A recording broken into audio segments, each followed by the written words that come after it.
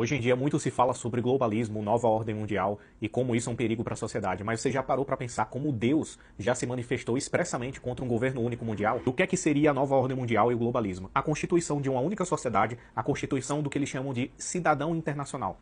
Um cidadão sem nacionalidade definida, sem raízes socioculturais através de um Estado-nação, sem um conjunto de nações delimitadas através das fronteiras, né, com suas soberanias garantidas. Seria um cidadão de um só governo, de um só banco central, né, sem nacionalidade definida, sem posses, sem raízes, sem nada. Né? Ou seja, você não vai ter nada e você será feliz, como é o lema da Agenda 2030. E se eu falar para vocês que Deus já se manifestou contra uma tentativa de constituição de governo mundial com uma só língua, um só idioma, um só povo, um só governo, já lá no passado, no episódio famoso da Torre de Babel.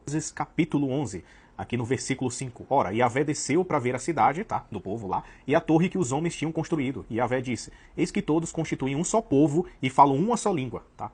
Ou seja, os desígnios da nova ordem mundial que quer constituir hoje em dia. Isso é o começo de suas iniciativas. Agora nenhum desígnio será irrealizável para eles. Vinde e desçamos, confundamos a sua linguagem para que não mais se entendam uns aos outros. E Yahvé os dispersou daí por toda a face da terra, e eles cessaram de construir a cidade. Deu-se-lhe por isso o nome de Babel, pois foi aí que Yahvé confundiu a linguagem de todos os habitantes da terra, e foi aí que ele os dispersou sobre toda a face da terra. Ou seja, Deus interferiu na construção daquilo que se chamaria uma sociedade única, né? A Torre de Babel.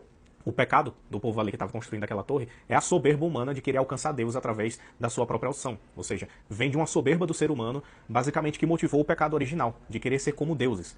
E Deus foi lá e interferiu. E não só isso, como confundiu a linguagem, ou seja, promoveu uma diversidade de idiomas e espalhou os povos em diversos cantos da terra, tirando toda aquela concentração que estava ali em uma só cidade, em um só idioma. Ou seja, Deus basicamente agiu promovendo a diversidade de idioma, promovendo a diversidade de fronteiras e de povos, para que eles se separassem e encontrassem suas próprias raízes.